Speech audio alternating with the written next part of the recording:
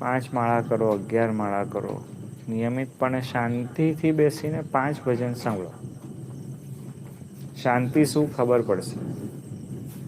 5 ભજન એટલે 25 મિનિટ, આટલી વધારે કહું છું, ઓછી થઈ જાય.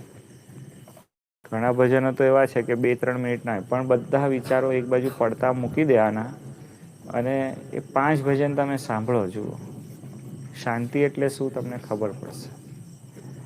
આપણે બધા હતપતિયા છે, આપણને બિલકુલ શાંતિ નહીં. એક કામ પત્યું નહીં, બીજા અરે આખું શિડ્યુલ જે ચાલે જોરદાર, અને શિડ્યુલમાં સ્થૈર્ય નથી, ધ્યાન નથી. જો તમે ધ્યાન દઈ અને ભગવાનની સ્મૃતિએ સહિત ક્રિયા કરો તો એનું બંધન ન થાય, પણ સ્મૃતિએ રહિત કરો એટલે જીવ ઉચાટ થઈ જાય. એક જ વાત ફરી વાર કરું છું, ઉદાસ નહીં થવાનું. ભગવાન કરતા હરતા છે અને સંત એ આપણો આત્મા છે,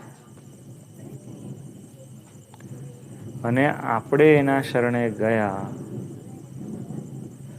એટલે આપણા જીવનું અહિત ના થવા દે, ના થવા દે, ના થવા